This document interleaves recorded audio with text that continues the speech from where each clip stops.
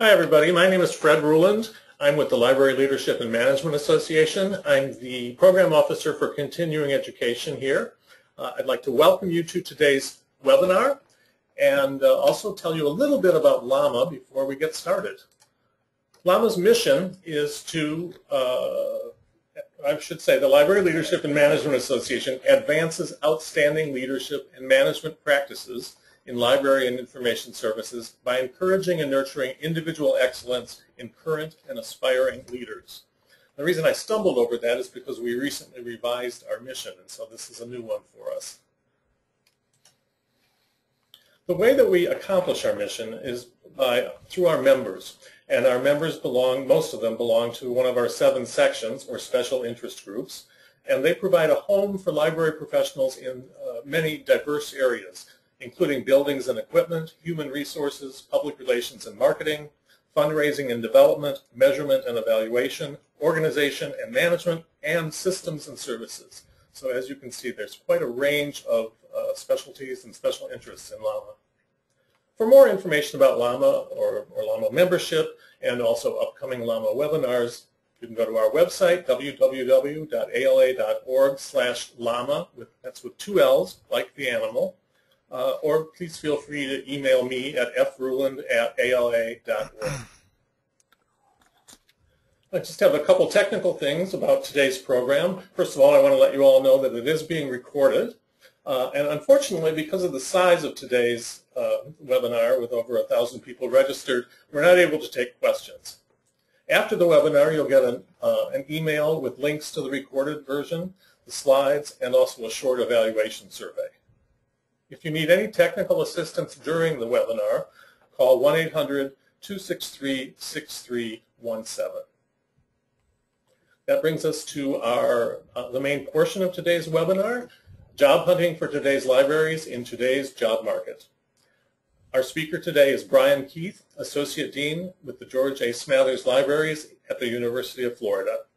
So Brian, I will turn the screen over to you, and that just takes a little doing here. It's not a seamless procedure. So just bear with me for a few seconds.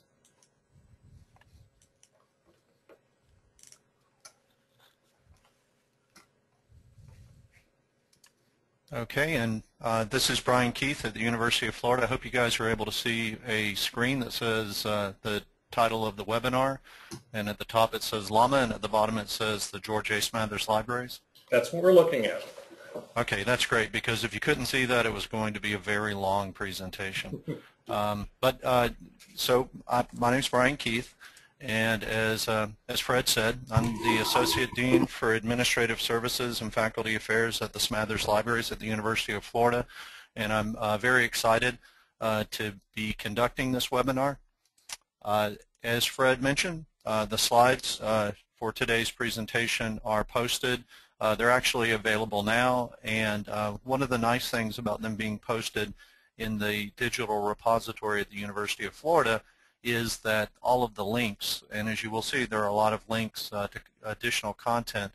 All of those links work, and they're live, and you can click on them later and see what sort of information is provided there. And if you notice at the bottom right-hand side of the screen, there's a URL, and that's on every screen, so if you don't have time to scribble down these, and Fred will be sending this information to you later. If you don't have time to scribble it down before I move on to the next slide, you will see this on every slide. And also, as Fred mentioned, we're really interested in your feedback on this presentation, and would hope that part of that feedback would be sharing any advice that you have for other folks based upon your experiences. And so here's the link. So when you get the slides, you'll be able to, and when you get Fred's email, it'll be real easy for you to get to the feedback survey. And I wouldn't be doing my job as an Associate Dean of the University of Florida if I didn't also put a plug in for the University of Florida Libraries careers page at the link that's provided here. If you were to go there, you would find information about all of the current positions whether they're student, staff, or faculty positions that we're currently recruiting for. And you could also find a link there to register to receive email notices about future vacancies. And so there's also a lot of information about the University of Florida as an employer and Gainesville, Florida as a wonderful place to live. And as I am looking out my window at the beautiful weather outside, I can vouch for it being a wonderful place to live and work. Today we're going to cover some kind of overall advice to begin with. This is the executive summary. And then I'll also talk about where you can find job postings and how search committees and hiring authorities work, and talk to you about the recruitment process, and give you my thoughts on how I would approach, if I were looking for a position, how I would approach job postings. Some of my observations from having seen a lot of applications for a lot of different positions, how I would approach an application, and how I would prepare for an interview, conduct myself in the interview, follow up after the interview, and also how to engage and take advantage of references and helping you understand really their purpose in your job hunt. And then I'm going to end with some very brief closing thoughts on improving your odds.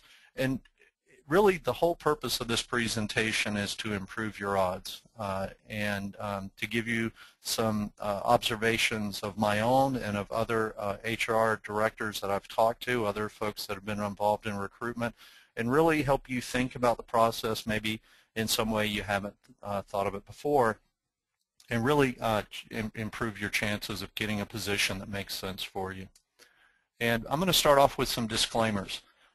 As you saw in the previous two slides, we're going to cover a lot of ground, and it's way too much for me really to get into as deeply as I might in the time that's permitted. In fact, I mean, I could spend an entire afternoon talking about resumes and CVs, but it's only a couple of slides in this presentation. But I've included a lot of links, and as I mentioned before, when you go to these slides, the links are active, and so it'll take you to some resources that I thought could provide you more information than time permits for me to do today. I also think that you, as will become obvious, a lot of the examples I use and the documentation that I share with you to give you kind of an insider's look comes from the University of Florida libraries. And we're a large public university, a large academic research library, but I truly believe that even if you're not interested in a large public academic research library, that the advice and the examples can translate to other types of institutions. And in fact, I've shared this information to folks that weren't even interested in library positions before. Sadly, there are no tricks, but as I mentioned before, I think with increased knowledge, preparation, and more skill, you can certainly improve your odds. And the other thing that I would keep in mind is, and I think it's a good orientation to a lot of the material, this market means that employers are being a lot more deliberate in all of the phases of recruiting. And that obviously means selecting who we hire, because we're getting really huge pools of applicants when we post professional positions and paraprofessional positions. And we're also spending a lot of time differentiating between in this large pool of candidates the different levels of qualifications, from minimally qualified to well qualified all the way up to overly qualified folks. And we're also being very deliberate about the positions that we post. As you guys have probably seen, there are fewer entry-level positions. There are more specialists, whether they're technical experts or subject specialists, that are being posted in academic libraries. And even for places that are posting entry-level positions, entry-level professional positions, those positions had to compete against other vacancies for the opportunity to be posted. And as you guys probably know, libraries are shrinking with the budget process at the federal level. I don't know if that will change, even though the markets in general indicate that we might have seen the worst of the budget process, I think it's very difficult to know. So this is a time where really I think, depending upon your qualifications, you may really need to work harder, work smarter to find that ideal job for you. But I do think I don't want to be discouraging. I think it's out there.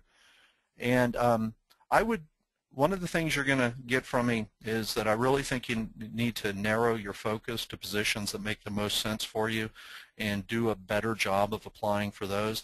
And I think some of the ways that you can do that are considering your salary requirements.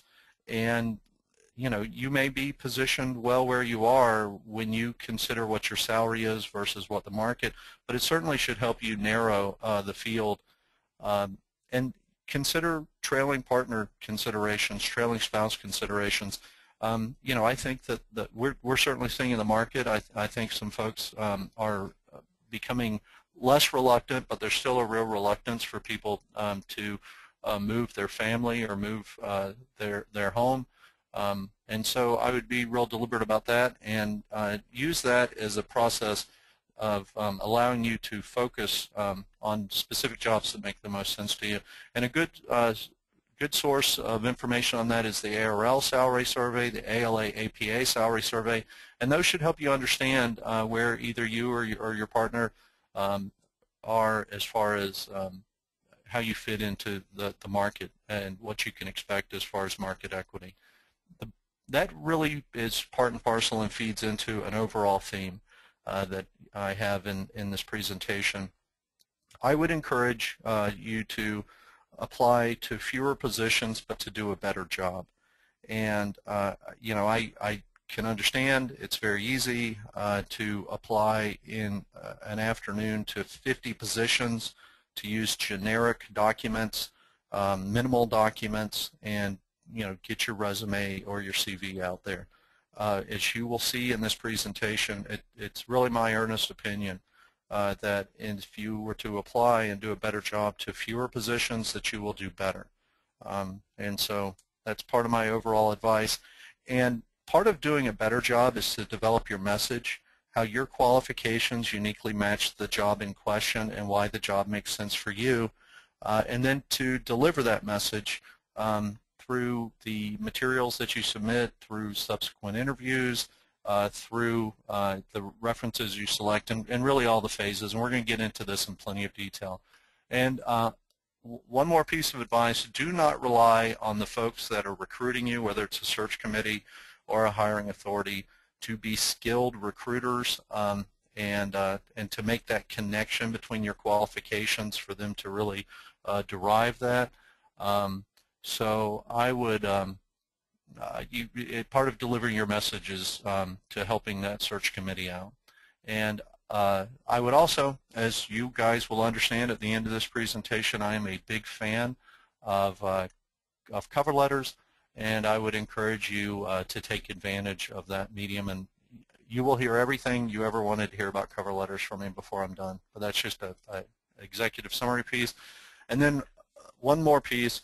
Seek out opportunities now, regardless of where you are, regardless of what you're doing, that reflect engagement, enthusiasm, and leadership, and start doing them now, ideally, sometime in advance of job hunting. If you've already done some things and you haven't really figured out how to weave those into the message that you're sending to recruiters, we'll talk about that in a bit. But really seek out those opportunities. And one of the reasons I'm happy to do this presentation for LAMA is I think LAMA represents an avenue for people to have those opportunities that will be meaningful to recruiters. And one last piece of advice, in this market, hopefully things are changing, but in this market, people have been looking at different employment alternatives, and MLS is a great degree. I'm assuming a lot of the folks on this webinar have that credential. It's a great degree for a lot of purposes, and I think a lot of industries appreciate it. And kind of as a default, here's some information on some places. Here's some links to places that can give you information on employment alternatives with an MLS degree or some experience in libraries. I also am providing at the front end some general references that I think would be helpful and would expand upon what I'm going to talk about in today's webinar. And one is an Alexi forum that was conducted, wow, it's been a couple of years now, but I think it was a great e-conversation on job hunting, and it was conducted by two colleagues of mine. They archived the communications, and it was really back and forth, email communications, people asking questions, people responding to each other's questions, being moderated by Tiffany and Erica. I think there's great information there.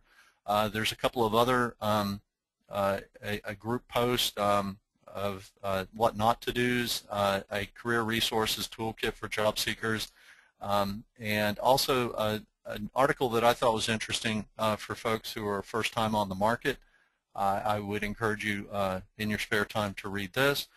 And as a good source of some great information, not only is the ALA job list website in its career development resources section, not only does it have some great information, but San Jose State University's School of Library and Information Sciences, their Career Resource Center has excellent information that is available to people outside of their program, and I would like to thank them for making it available, and really terrific reference that can go beyond the constraints of the time that we have this afternoon.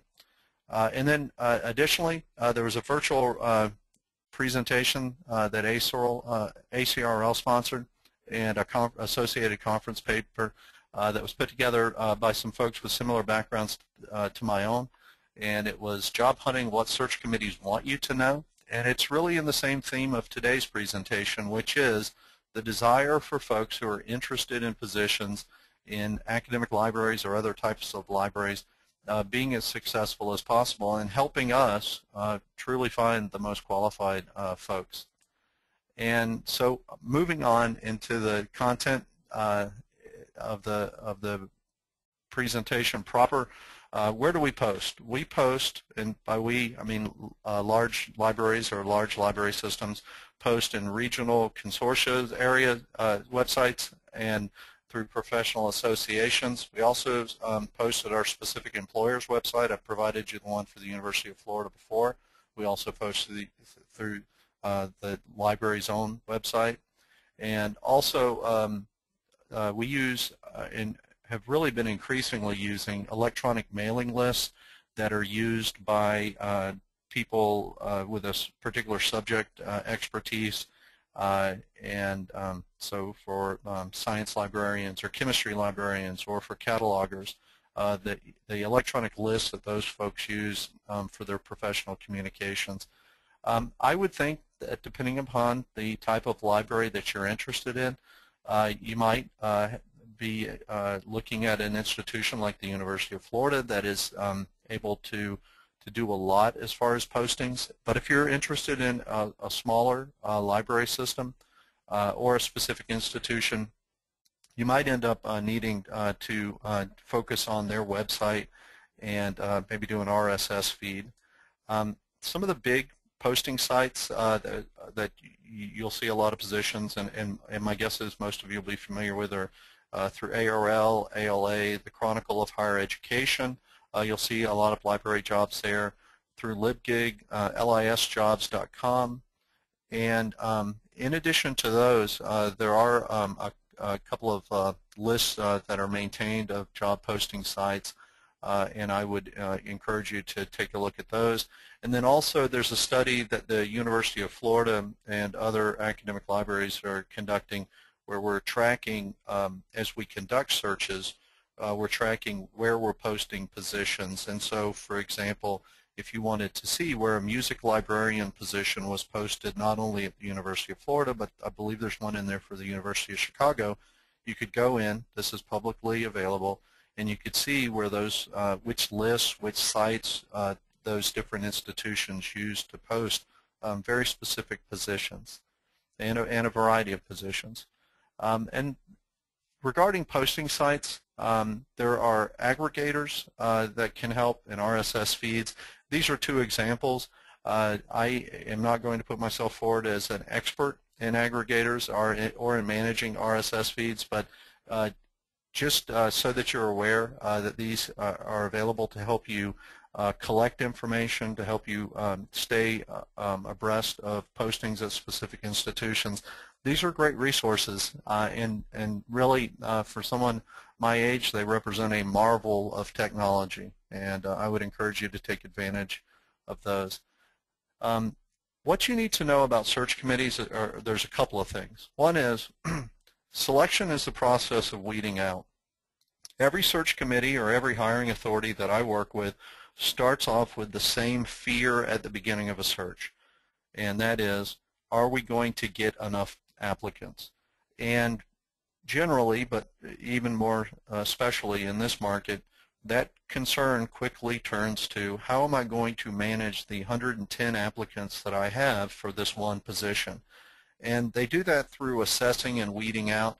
And the assessment takes two forms. The first is the easy stuff.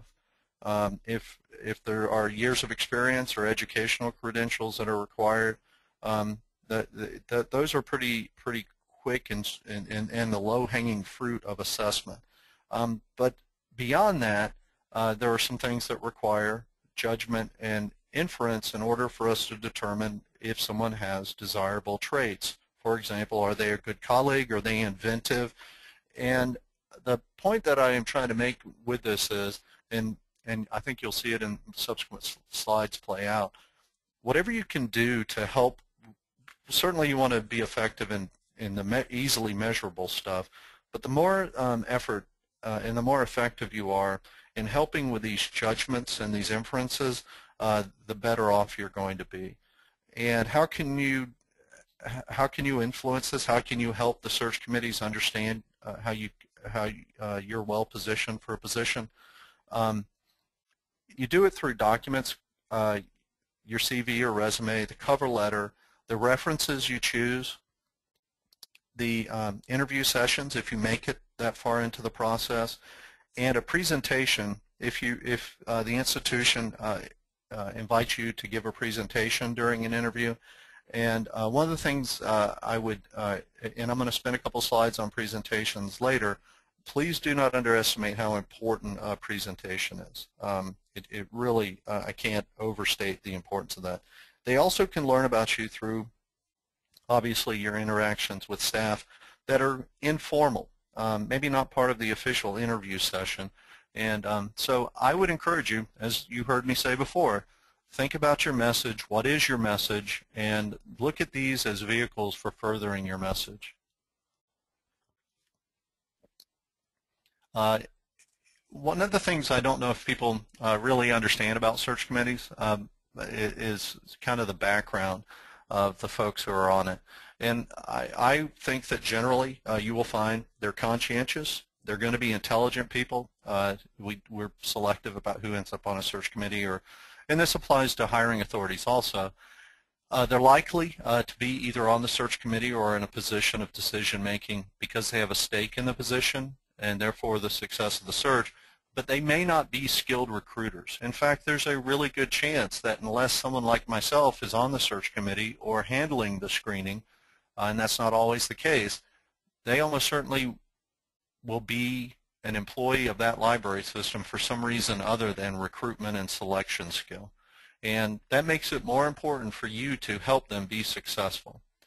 And the recruitment process, if you think about it, will follow a number of stages. And this may be kind of self-evident, but I don't know if it is to everyone.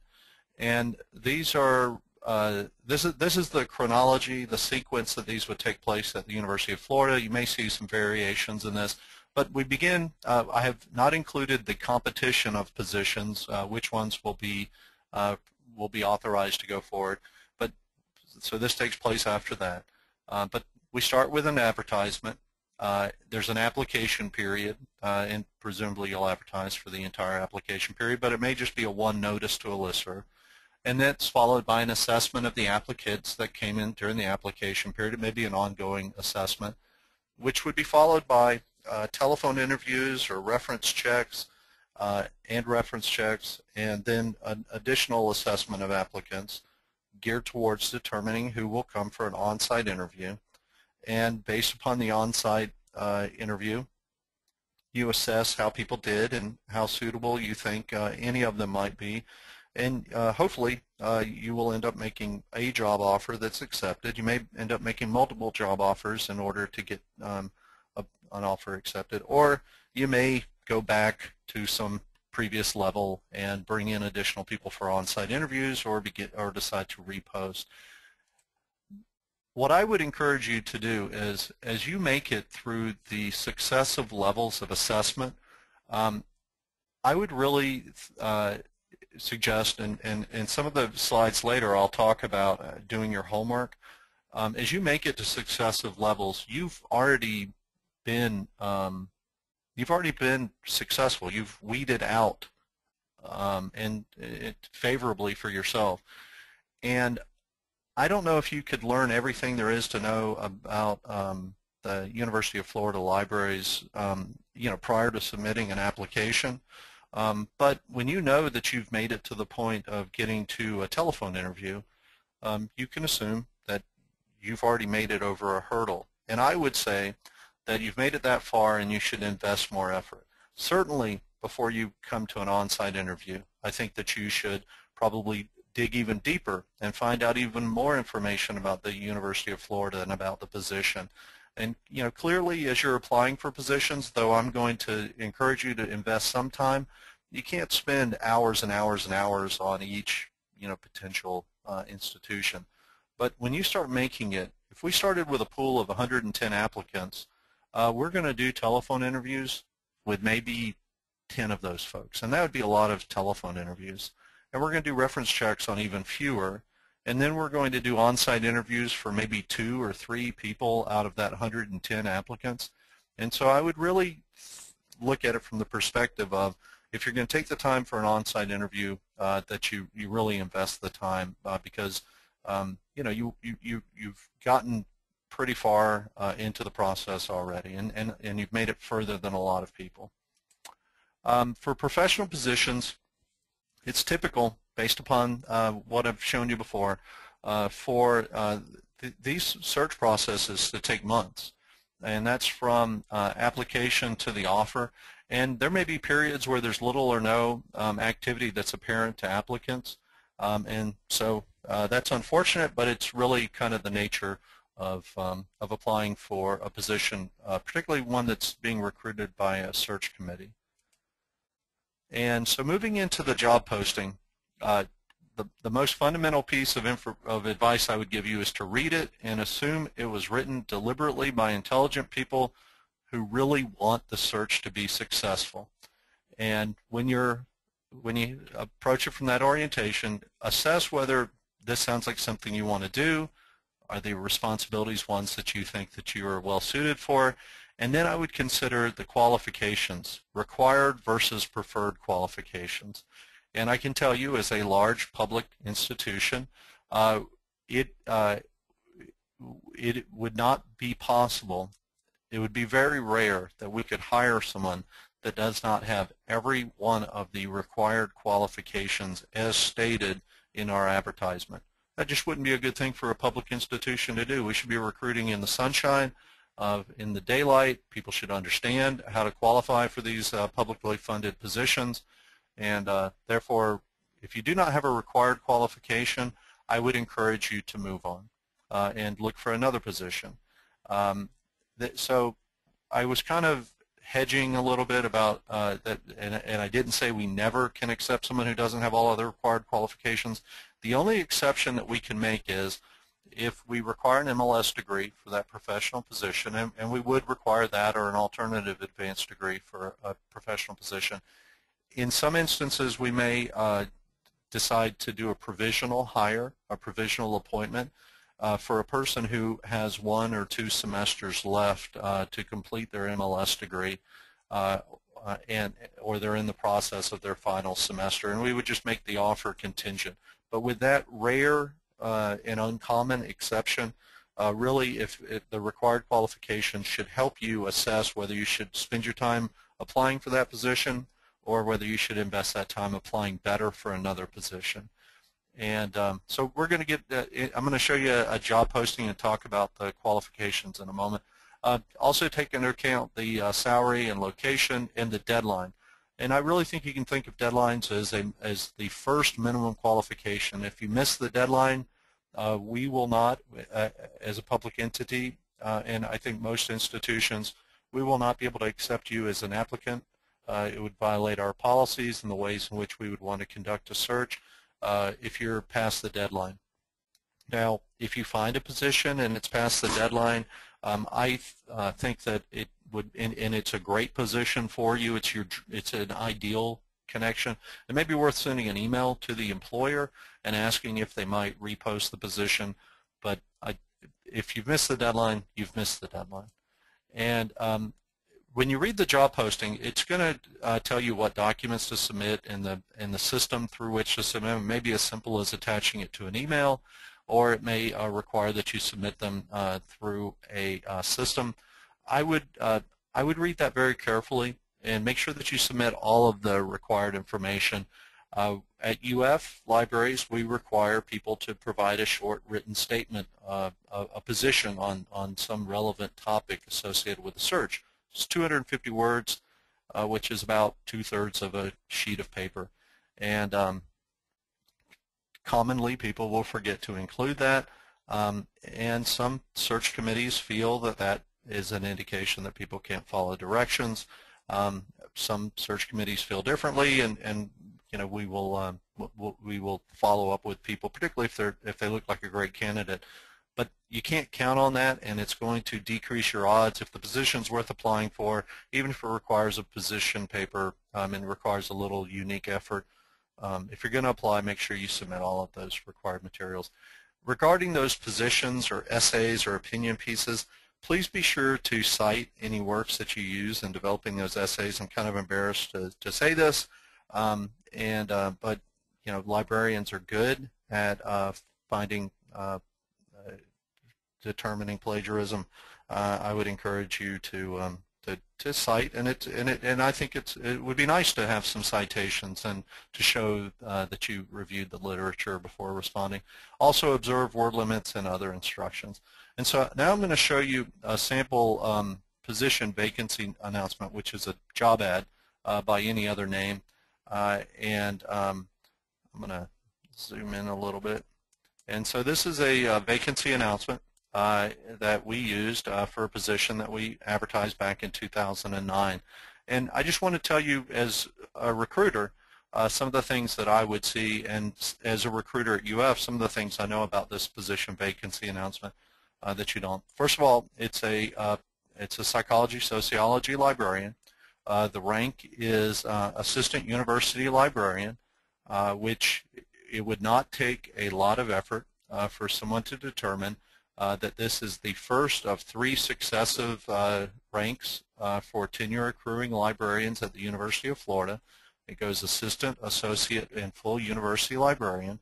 And so we're including that information because we think it's useful, and someone at some point in their search would be able to research that and to figure that out. The position reports to the chair of our Humanities and Social Sciences department, which is a library called Library West. Someone with this could find out more information about Library West. And it tells you our posted minimums have gone up since 2009, but at that time they were $42,000 for someone who is minimally qualified. And we include a little language in here that says the actual salary will reflect the selected professional's experience and credentials. And what that means is, if someone's, the appropriate interpretation of that is, if someone is more than minimally qualified, and we'll talk about the minimum qualifications in a moment, if someone is more than minimally qualified, they may be able to expect a higher offer than $42,000.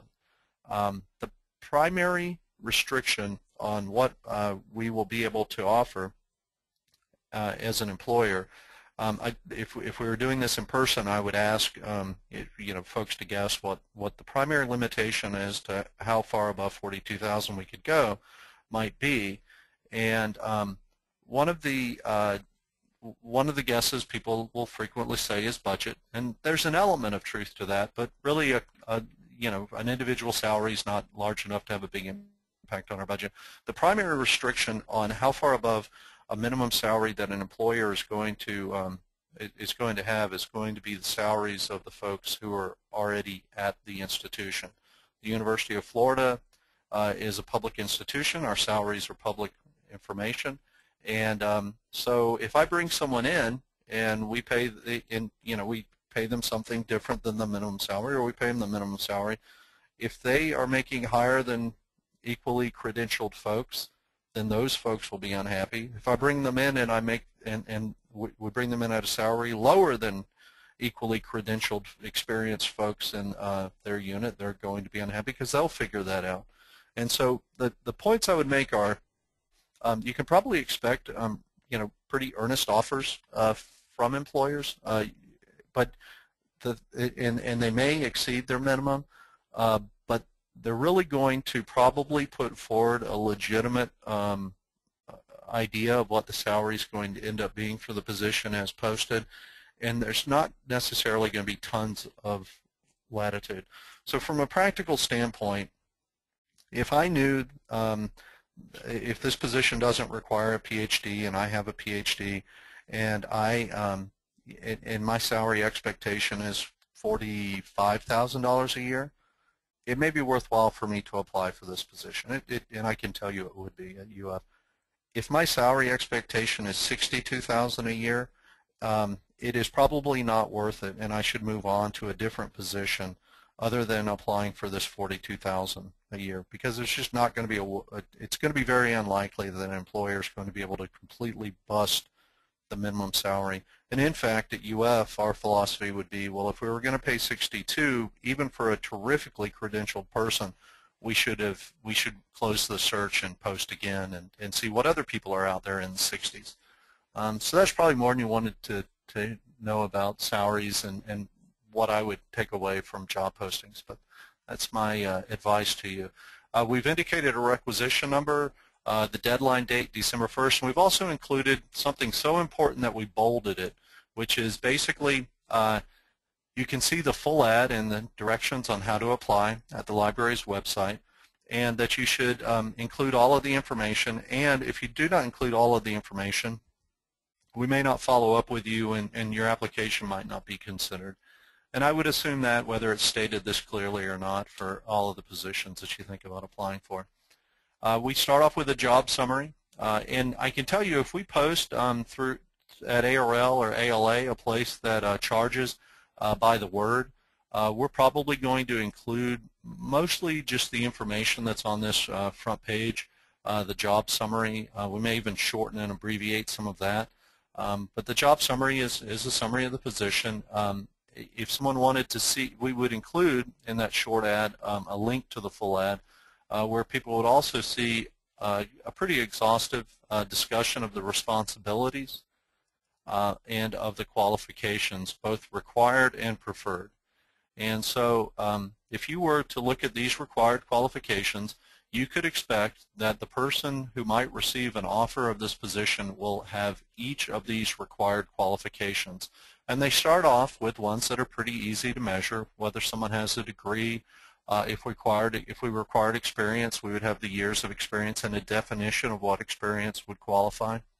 And then it works its way into the more difficult to assess. Strong potential for meeting the requirements of tenure and promotion is the last one. And so these are ones where the search committee is going to have to dig a little bit deeper, reach a little bit higher in order to get this information. And so in this instance, the required qualifications are a master's degree in library science from an ALA school or some other type of library studies, or an advanced degree in psychology, sociology, or a relevant social sciences discipline. And this is something that I think in academic libraries you're going to see and have been seeing more frequently, where you can have an MLS degree, which you would expect someone to have some expertise in this area, psychology and sociology, or you might, as an alternative, see an advanced degree in psychology or sociology. And then we're looking for, in the instance that someone had an MLS degree, we would be looking for an additional master's degree in psychology or an undergraduate or extensive work experience in these areas. And so the idea is to cast a wide net, and then the search committee, and to make it possible for folks from different backgrounds to be able to minimally qualify, and then we will go through the process of screening. So these first, as I mentioned before, the search committee's initial concern always is, will we get a large enough pool of applicants? And so this is written in a way to where it will maximize folks from a variety of backgrounds who might be of interest to us, and it makes it possible for them to apply and be considered. I'm going to move on to the preferred qualifications, the purpose of these would be to distinguish someone from minimal qualifications, and for us to give people credit. And we could certainly hire someone who has none of these preferred qualifications, but given the size of our pools, we're getting more folks that not only are minimally qualified but are well qualified with preferred qualifications too. And one of the things I would take away from UF and from other places that have such lengthy lists of qualifications that are so detailed, this really helps you as you either consider, is this a good position for me to apply, or what should be in my cover letter, or what do I need to highlight in my interview sessions. This really lays that out, and you can put checks next to these as you work your way through. And you can think of experience that you have that addresses these more difficult to assess, or you can pick references who can speak to these more challenging to pick up off of paper positions. And so I think not only do the required qualifications help you self-screen, but they also should really give you a roadmap on how to help that search committee that, again, may not be made up of recruiting experts. How it might give you an idea of the language or the types of things that you need to make sure that your application materials or your interview, your message in your interview convey. So if we go forward through the PVA, you'll see information about the University of Florida, which is awesome, the community of Gainesville, Florida, which is terrific, and some information about our benefits and the application process. And I'm going to focus on the second paragraph there. And this lays out for you how we would like to receive your attachments. And all of our application materials will be sent via email. A lot of places you advertise through or you apply through an online system. And so what we're telling people that we want is, as an attachment to an email, a cover letter detailing your interest in and qualifications for this position. So we're trying to help people understand we don't just want a cover letter that says, please find attached, thank you. We would like, we're suggesting to people that they should help us understand their interest and qualifications. And so you will hear plenty on cover letters from me in just a few moments. And then we also require for a complete application, a written statement on a topic relevant to the position. In this instance, we're seeking a written statement regarding how technological advances and web-based applications used in information sharing are changing collections and services in psychology and sociology in 250 words, please. We also ask that people submit their current resume and also a list of 3 references, and we tell them where to submit them. And then also this search committee felt that it was important to be very upfront and to communicate that there would be a public presentation that would be part of the interview process for folks who made it. And so there's a lot of information to be had that really can help orient you either as you initially apply, as you are subsequently hopefully making it to successive levels of screening, like telephone interviews, on-site interviews. There's a lot of information here that the folks who are on this webinars, if you're interested in position in libraries, I assume that you are great at finding information, and these give you a lot of hints.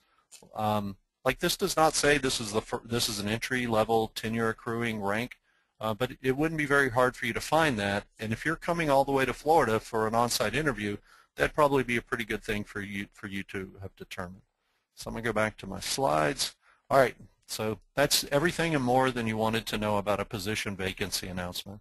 As I mentioned before, ALA and ARL are very expensive places to advertise. If we were to take that full 2 or 3, 4 page ad and put it in the Chronicle of Higher Education or at ARL, it probably costs $15,000, and we don't have that. So we use a very short ad, and we provide a link.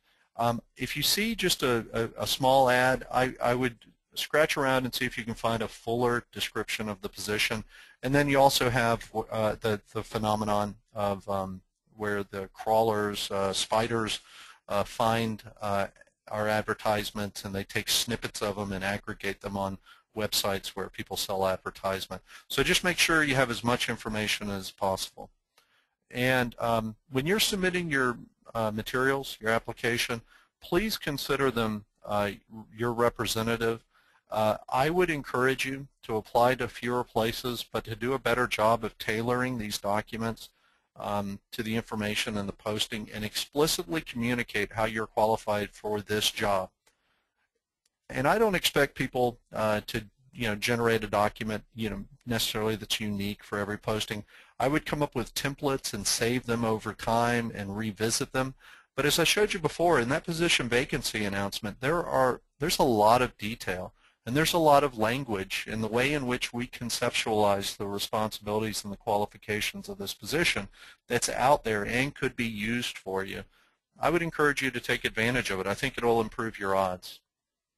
And to kind of validate that, I'm going to share with you an anonymized sample criteria chart that will show you how search committees and hiring authorities, whether they do it in the formal way that we do at UF for professional positions, or they do it in a less formal, more intuitive way, it'll let you, for those of you who haven't been involved in recruiting from the recruiting side, it might be informative.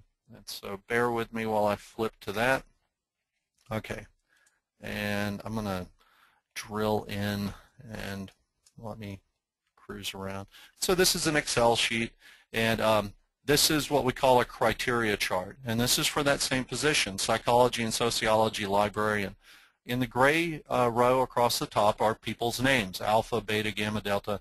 These aren't really the applicants. I've anonymized it, and then I scrambled a lot of the cells, so it would be very difficult for you to work backwards and ever figure out who these people are. But we start in the first column.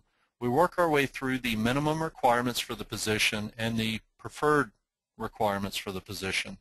And so the search committee fills this form out. They do it as individuals for their own notes, and then they come together and they convene and they talk about this and compare notes. And maybe there's some disagreement and they have to go back and look at the materials that were submitted. They do this initially based upon the written packet that people submit during the advertisement period, but then they may update this based upon phone interviews and face-to-face interviews.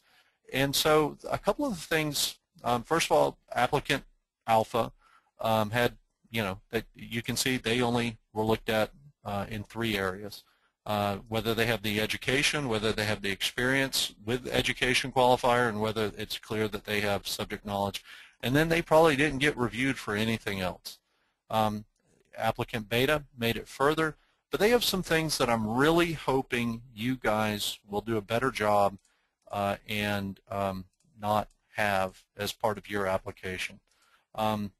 You do not want to have, you may not have great experience or an advanced degree or some other preferred qualification, but you do not want to have can't tells or do not knows or question marks when that screening body, whether it's a hiring authority or a search committee, reviews you. And these folks did. And these may have been excellent candidates. We will never know. We have a terrific psychology and sociology librarian at the UF libraries. They did an effective job.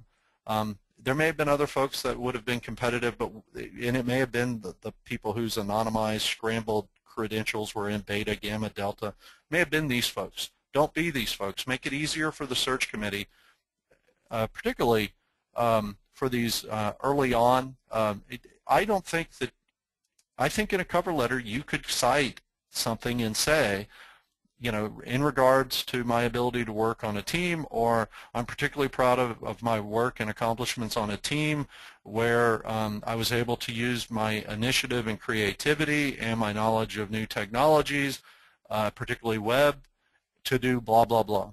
So in one sentence, that's a really long, awkward sentence, I could have knocked out 4 of these minimum requirements. So I may have gotten dinged for communication skills because that sentence was so ugly, but I think you guys get my point. You don't want to be the can't tell candidate. All right. So that's how our committees are doing that, and that's how they're getting through 109, 110, 80 applicants for a single position. In the materials that you submit, please take grammar, punctuation, decorum seriously.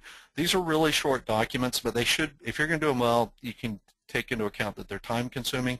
You can leverage the investment of time by reusing them. I would aim to be as succinct as possible and communicate your enthusiasm. The cover letter is a really important document.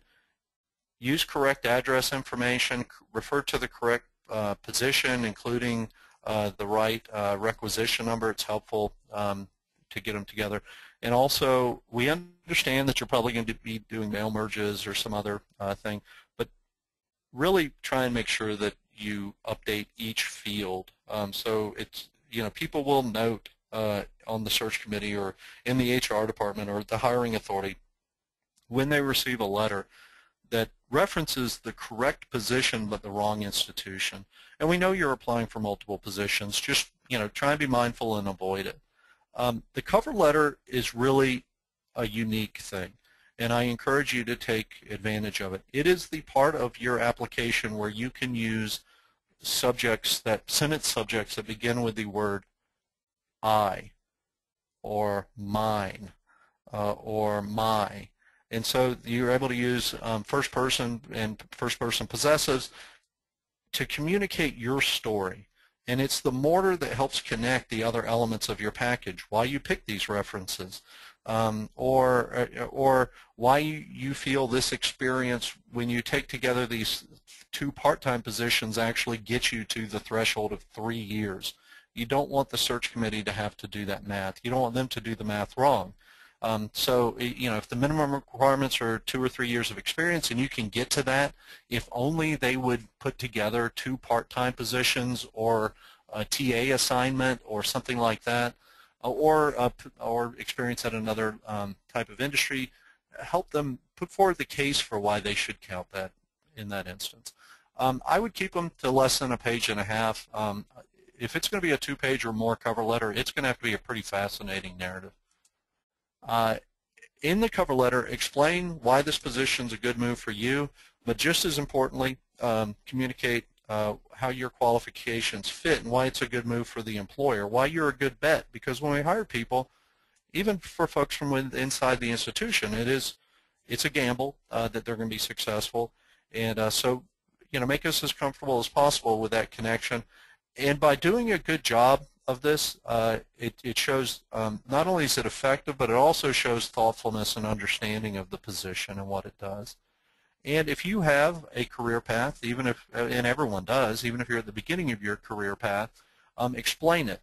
People, we're oriented, we're social creatures, and to the extent that you can briefly explain how this position fits, and it may be a lateral move, or it may be where it's not obvious that this is an advancement opportunity. And all of those, we see people make those moves. Just, I would encourage you, I think it would improve your odds to have your cover letter explain why this makes sense. If you have significant changes in job types or institution types, or you have breaks of employment, or you have frequent or numerous job changes, your cover letter should address those. And you don't want the hiring authority to kind of piece that together. There may be, in this market, you're going to find employers very sympathetic to people who've had breaks in employment. And I'll talk to you in a bit about how you can evidence even during something that's not a great event in your professional life, how you can communicate how you've stayed fresh. And we also can understand frequent or numerous job changes, but I would be direct and succinctly communicate what took place. You do not want people to have concerns because you've changed jobs a lot of times if there's a legitimate reason. in something, because we'll probably end up with more than enough folks to do phone interviews with, and more than enough folks to bring in for on-site interviews, to where there's going to have to be some discretion, and you don't want concerns over these things to hold you back. And so if you have a break-in service, how have your experiences during that period of time, or you've had a position where you obtained your MLS degree and you've been in a different field, or you've been in a different type of position than a professional position that you're looking for, how have the experiences where you've been made you more suitable for the position you're applying for? How have you stayed current? How have you credentialed yourself during that period of time? And we see relevant experience coming from different industries, different professional levels. We see a lot of folks who come from paraprofessional positions or places where librarians are in different types of appointments than they are at UF. We see in our search committees are pretty flexible regarding experience that's achieved while people are in school. And as far as a preferred qualification, someone who's active in professional service through places like LAMA or other associations, those are really good feathers in your cap. And so I wish I could spend the entire period that we have together talking about cover letters. I am a cover letter enthusiast, but I regrettably must move on. Here are some links to some more information on cover letters. And there's a place called Open Cover Letters, which are actual anonymized cover letters from folks who were successful in their job searches, librarians and archivists. I would encourage you to go there and look and think about ways people have described their experiences and what have turned out to be effective cover letters. And I think it'll help you, but I also think it's a great reflection of one of the things that makes libraries such a great place to work, in the fact that people would be willing to share these, and with the sole purpose of benefiting other folks. So that's an interesting site. I'm going to move on to CVs and resumes. And this is another area, as I've mentioned before, where I could spend a lot of time, and regrettably today we don't have a lot of time to spend on this. So I'm really going to touch the basics, and primarily what I'm going to try and get across to you guys is what a CV is, in case you're not very familiar with that, and how it differs from a resume. A CV is used in academic environments, and in the ad that you saw before, for the University of Florida, which is certainly an academic institution, you would see where we ask for a resume. That is an ongoing trend, but there may be some places or some positions where you'll see people asking for a CV. I think you probably all have a pretty good idea of a resume. It's oriented towards businesses. It shows education, employment, awards, accomplishments. The difference between that and a CV, and they're becoming grayer, the difference between that and a CV is that a CV is really a series of lists, and these are lists of employment without really a lot of information about the employment per se, education, trainings attended, presentations given, publications, professional memberships, grants, fellowships, awards, and honors. And in fact, this presentation will end up on my CV. It might not necessarily be an item on my resume. My resume would say that I'm active in the profession, but it wouldn't say the specific presentation. My CV will have that information. CVs are of unlimited length. A resume should be 1 to 2 pages, and we are seeing them get longer. And basically a CV is a list of lists versus a summary of accomplishments that you would see in a resume. And again, we could spend an entire afternoon on CVs and resumes. If you're new to academic librarianship, I just wanted to give you a little bit of an orientation towards a CV. Regardless of which documents required, I think it's great to provide in your materials in a CV. If you are like me and your CV is getting along, it's growing over time, but it also at the beginning of it has the first page that talks about professional experience looks a lot like a resume. Regardless of what your document looks like, and I'll have a link to some examples in just a moment, I think it's great for you to weave in links to documents and web content that you've produced. Do not include personal information such as marital status, health status, and photographs. Those are not useful for recruiters. And also consider appropriate font and color, and use something that's dignified and elegant. And so, as promised, here are a variety of links for different information on CVs and resumes. There's a lot of information. In fact, there are services you can hire. I think you can probably, particularly if you ask your friends to review your CV, do quite well on your own and not need to hire someone. But certainly your placement office, if you're in school or a recent alumni, might be that might be a service they offer. And so those are some links. Regarding communication, I think people are getting better at this, but I still see glaring exceptions. Please treat emails as as suitable vehicles for communication. Make sure the address is not profane, that it's suitable for business purposes, and treat the language and the interactions that you have in the email as professional correspondence. As someone who on occasion will interact by email, communicate by email with applicants, I am sometimes people, because email is such a familiar vehicle for communication, I guess, folks will on occasion mistake my interactions with them as friendly correspondence and will, it may begin formal. Dear Mr. Keith, please find my application materials. I respond acknowledging receipt of them, and then the person may, and I put Brian at the end, and then folks will respond. In one instance, I can recall a person responds and says, could you please advise as to when the close date is and when you might have a decision. And I respond, and then their response is, I respond maybe by the 15th of next month, and they respond and say, that's great, the people I work with are driving me crazy. Now my guess is if we were doing this on written letters and envelopes that were going back and forth, they might not have done that. They may have. I don't know the person because they don't work here.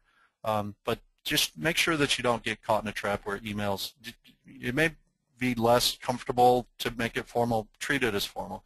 Also make sure your voicemail messages is appropriate.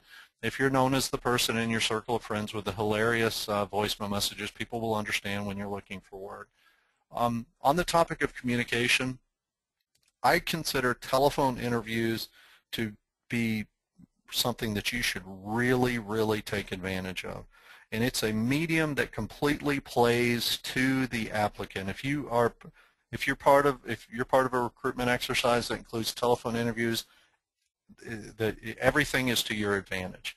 And what do I mean by that? Well, I just showed you before a PVA in which we have spelled out all of our qualifications. You should have post-its on that. You should have highlights. You should have written in the margin next to it the project that you were on in school that shows your communication abilities, or and we'll be on the phone with you. We'll have no idea that you have all of these references that can help you. When you're on site, you won't have those advantages. You can also have your resume in front of you, printed, so you don't have to remember what year that was. You have it in front of you. And given the amount of information that we put in ads, and given the time that you have to prepare, and the ability to have this information out in front of you on your desk, I really would encourage you to prepare and plan and take advantage of this medium. Have something where you can wet your whistle, and I also would encourage you to not seem distracted or be typing on a keyboard. It kind of is distracting for the committee. And about 5 or 6 years ago, it was, I think people had less of an understanding that potential employers might go and look at your website. It is not part of our official screening process, but our search committees may go to Facebook and look somebody up. I would control what information is available about me. I would probably be deliberate about what I put out there regardless of who can access it. And the other, and though it's not an official part of our search process, our search committees certainly probably engage in that before someone comes on site to interview. And the thing I don't know if people understand about it, there's a weird thing about social media where if you're employed, some of your friends on Facebook, there's a really good chance they're coworkers. There's also folks that are there purely from social avenues. And you know, I haven't seen this keep someone from getting a position, but I would encourage a friend of mine, if I were having this conversation with them, to be deliberate about what they put on their posts and consider what they say about me. What am I talking about? If this is completely fictionalized. If you had a bad day at work and your boss really got on your nerves, I would probably not say something about that, even however nuanced it might be, because folks who work with you will see that, and you might want a promotion at your current employer. So that's one area where I hear other HR folks talking about how social network and that blending of our work and our personal communities, I don't think that improves your odds, and that's the reason I agreed to do this webinar, is to try and help you improve your odds. So be deliberate if you're working someplace and what you say about your current employers. You can Google yourself, and you can set up Google alerts about yourself in order to see what your online presence is and what your brand might be, and I would encourage you to do that. And then I would also encourage you to use vehicles such as SlideShare or Scribd, where you can post your slides from presentations or documents for other people to find, and use these in an effort to brand yourself. Similarly, your communications, your participation on listservs that are relevant to the area of interest for you, I would encourage you to take advantage of those and to use those as vehicles for branding yourself. If the institution where you work or at your school has an institutional repository, like at the University of Florida, you can post materials there. And Google will pick up these places. People will become aware. And these are also ways for you that often will provide permanent URLs that you can use and provide hyperlinks and documents. For more information on online presence and branding, I've included a couple of resources. And then back to just the traditional interview. I would encourage you to practice role play with someone. And you know, one of the things that I think are difficult for people sometimes are touting their strengths and doing it in a convincing way. I would practice that in particular. And on the flip side, be prepared to discuss and address any weaknesses. You know, if you do not have professional experience and you think you may be going up against some folks with professional experience, it's okay for that. I mean, there's nothing you can do about that. You just be prepared to provide mitigating volunteer or experiences that you had in school.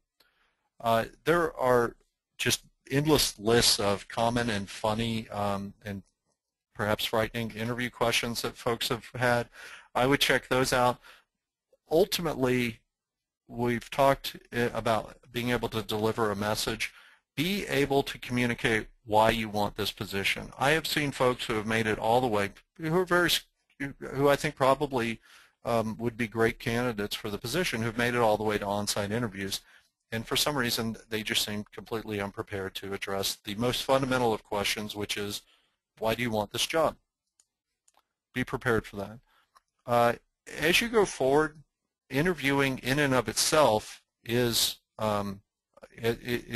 something you can learn from through self-assessment, and you need to be honest about what your weaknesses are and to work on those and be directed to that and to improve over time.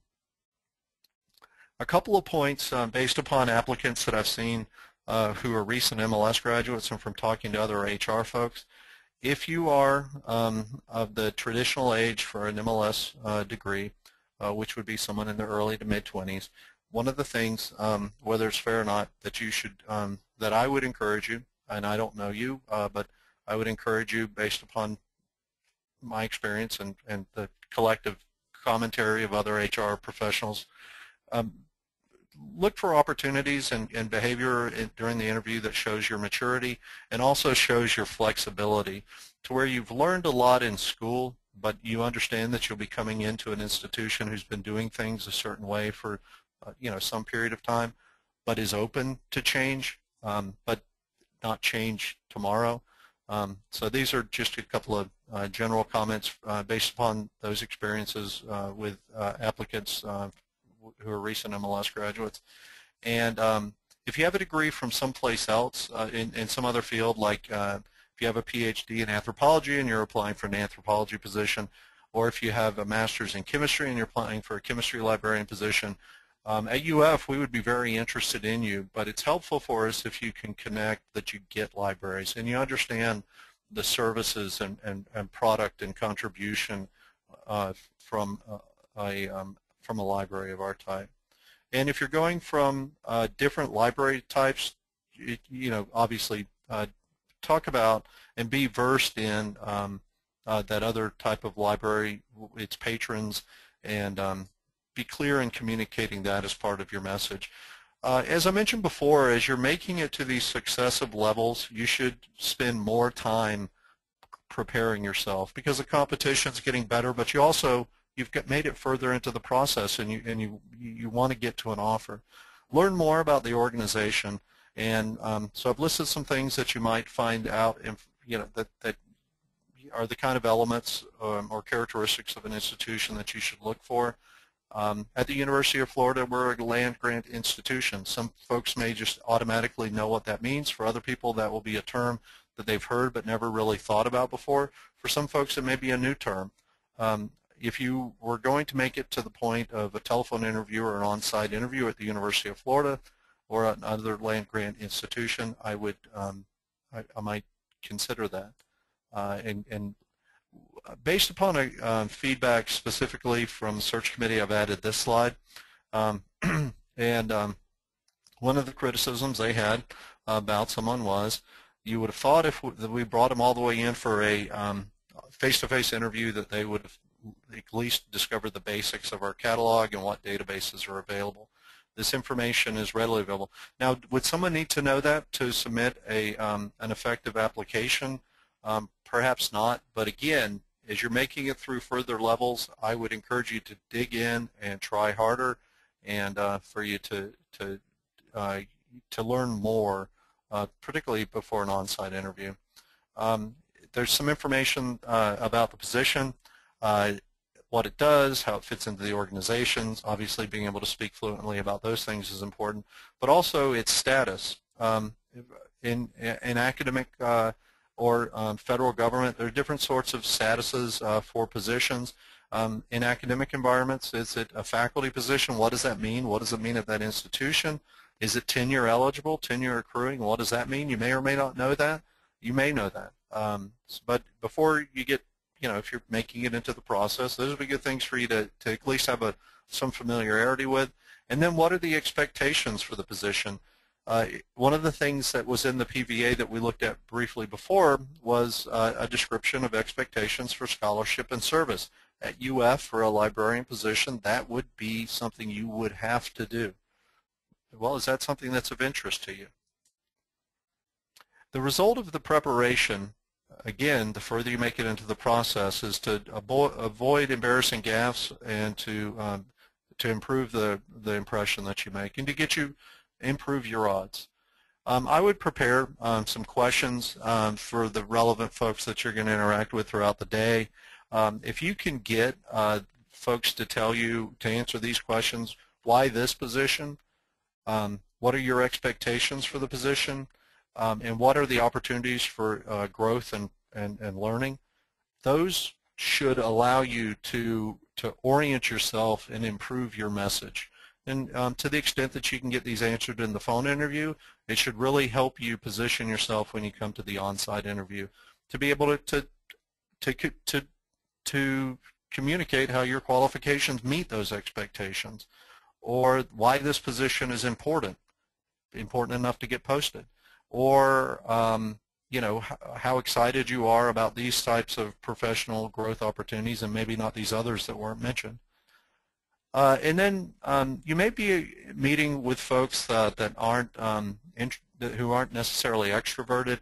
Maybe if you're not very extroverted yourself, I think it's helpful if you can get you will have a more positive experience being interviewed if you can engage folks in conversation, if you have a couple minutes with somebody, or if this part of the session is going slow. If you can get people to talk about themselves, and here are some questions that I think are interesting, I think it'll improve your odds and make it a more enjoyable day. One of the things I would not ask about are salaries and benefits. At some point, the appropriate person will bring that up, and it may be an HR person, it may be someone other than the recruiter, and I would just wait for that to take place. Folks may not be the best hosts in the world, and so I think in some instances you may have to kind of stand up and ask, how will I get around campus? At UF it's very difficult to find parking. How will I get from the airport? People, and I think we do a good job of helping people, but if someone doesn't mention it, ask. If you are responsible for your own transportation, make sure you stake out the location so you don't. That's one less thing to worry about that day. And if you have any special needs, and these could range from dietary, physical needs, the need for religious observances during the day, communicate those. I think you will find library, the folks who are handling recruitment, they want you to be comfortable, and they'll be very receptive. And we've had instances where someone was interviewing on site and they were still breastfeeding, or they were breastfeeding at that point, and they were traveling with their infant, and we just scheduled it to where they had time to go back to the hotel. And so I think you'll find, just let us know. And if you can, learn who you'll be meeting with. You can inquire. You may not say, can I have an itinerary, but you can ask, if it's other than a 1-hour interview with one person, you can certainly ask. And then kind of based upon the answer you get, think about who these people are and why they would be invited, and what you can learn from them, and what part of your message you want them to know.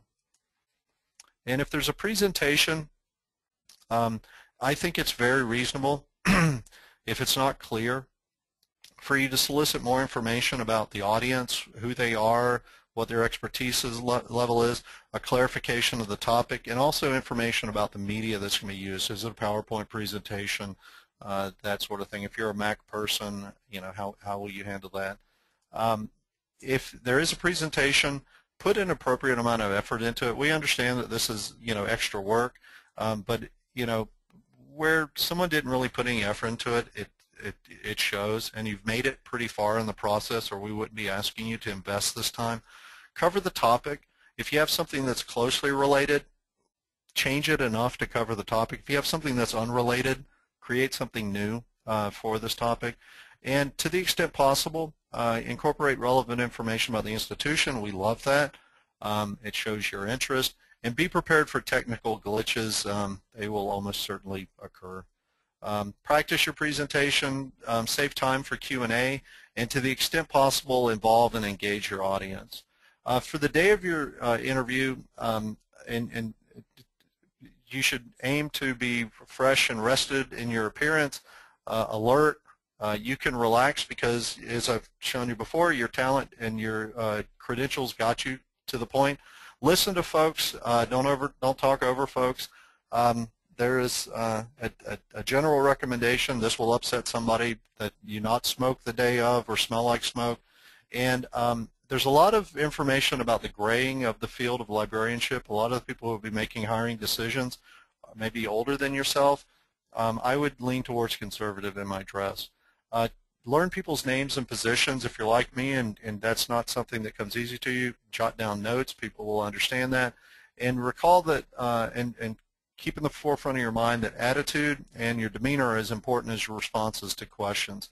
Be polite to everyone. One of the things about libraries is, regardless of someone's level, we're all part of a team, and so you need to be equally polite to all folks that you interview with that day. And there's some ways through your body language and through your feedback that you can show that you're interested and engaged, leaning forward, eye contact in a fixed and awkward way, nodding your head. And in your answers to questions, be positive about your qualifications. You want to talk about your training, knowledge, and experience and how specifically they apply to your job, your message. You want to be able to mitigate weaknesses and avoid judgmental or negative remarks about your previous employers. Humor is a real double-edged sword. When it's appropriate, use it, but it's never appropriate, and I've seen people and have heard stories of folks who said things like, well, you're probably going to kill me, blah, blah, blah, or just no references to violence. It's awkward, it's never funny, and so avoid that. Don't talk over people, avoid being too serious, don't look at your watch, be honest, be on guard, ask great questions, but ultimately enjoy yourself. People are going to be really nice to you when you interview, and if they don't, it's not you, it's them. So you can anticipate that folks are going to be excited to see you. You are the answer to our problem, and it should be a fun day, and you may learn something. One of the questions I get from some folks sometimes is if a meal's incorporated into the interview process, what's the purpose? And the idea is that it's a more relaxed setting. It helps us assess, get a feel for you. We need to feed you because you're here with us all day. And it's an unstructured area. And from your standpoint, it's an opportunity to communicate curiosity about the position, the institution, the community, not only curiosity but a real interest. Mind your manners during meals. And if there is drinking of alcohol, I can't think of an instance why you would have more than one drink of alcohol, even though you might have more than one drink of alcohol in a social setting. This is not a social setting. If you don't normally drink, that's fine too. If you have gaps or demotions or terminations in your employment history, be diplomatic, be prepared to address those, and I would try and handle those in a face-to-face interview. You don't want them to be in a follow-up if you make it to that stage. In all of the parts of an interview, telephone, in person, get across your message, and again, don't count on the interviewer to be great at soliciting information from you. And if you have, if you don't understand the question, it's better to ask a follow-up question, or maybe even two, rather than incorrectly answering. And if you don't know how to answer the question, the best you can do is to communicate how you would find that information and be able to resolve that situation. There are some tools that every employer is looking for there's some attributes that every employer is looking for from applicants for a professional position. Those are indicated on this slide. As part of your message, as part of your demeanor, as part of the way that you position yourself for that day, look for ways to communicate these 6 attributes. And there's a lot of information on how to interview. So should you follow up after an interview? This is a question I get from folks. I don't really think it makes a difference. I would definitely follow up if you bungled a question or if you need to clarify. I think that is the time for sure that I would follow up. And sometimes people will ask if it's okay to inquire after an unsuccessful interview. I would encourage you not to. If it's your current employer, you might talk to someone in a position to help you, but I would probably avoid doing that. In anticipation of an offer, I would think about, do you want this position? How much would you need to be paid for the position? And what are the considerations now that you know more about the institution and the community for your family? And there may be instances where after you've interviewed, it doesn't make sense for you. But if it does, how would you negotiate your salary? And what I would orient towards are the qualifications from the advertisement. How do you exceed those minimum qualifications? And then also salary surveys. The ARL annual salary survey is a great source for academic libraries, and then also, and it'll talk to you about regions and different averages for different types, and then also the ALA APA salary survey is great. And anticipation of an offer, I think you should consider what your notice period would be for your employer, the completion of school, your move and personal arrangements, and then I'd be prepared, if it wasn't addressed before, to try and get information about onboarding. and that would be benefits, relocation assistance if it's relevant for you, and then trailing partner consideration. I want to spend just a couple of minutes on references. Select these according to what the search committee is looking for. If they're looking for a position that has supervisory responsibilities, you may pick a reference not from libraries but from some place you worked before that can speak, and in your cover letter explain why you're picking someone from some time back from a different industry. Cultivate them now through your work, school, and professional services, and at the time that you're using them, one of the nice things that I get to do sometimes is to be a reference. Provide them with your current resume if you're using them, share the cover letter or the job posting, and tell them why you picked them, specifically what you're hoping they will be able to speak to. In that instance, you might want to gear them towards your supervisory experience. And current employers, people are sensitive, and we understand, and I think it's legitimate for you to say when you submit your references that you've included a current employer, they're unaware that you're seeking, or you don't have to say that. You can just say, if you're going to contact my current employer, please only do so if I'm a serious candidate and let me know beforehand. But I think you'll find most employers are going to be understanding and supportive. And I would seek opportunities now through the form of training, leadership, and professional service to build your competencies, prepare for your next job, keep yourself relevant, and to achieve networks and that will help you in establishing references. And so some of these might be leading a student group. If you have papers or blogs, you can turn those into scholarship, perhaps peer-reviewed scholarship. You could attend professional meetings all the way to joining a professional association such as LLAMA. And I have provided a link to information about the different sections of LLAMA, and I would encourage you to look at that. It's just an incredibly rewarding professional experience for myself. And as a student, if there are students on this call, you can get a student membership for just $15. And so incorporate those experiences into the application materials and bring them up in your interviews, and these can serve to distinguish yourself. One last piece of advice, that when interviewing, be sure to get sleep, eat lunch, and if you normally drink coffee, drink coffee. And so thank you and best of luck to you. Brian, thank you so much. This was a great presentation, and I'm sure will be very useful. I'd also like to thank all of our participants for signing up and attending, and to remind you that we'll be sending out a link with the recording as long as a short survey in SurveyMonkey as an evaluation. Please consider LLAMA for future continuing education programs and webinars. They will be listed on our website in about a week. We don't have any listed right now, but soon we have a lot more coming up. So again, thank you very much and have a good afternoon.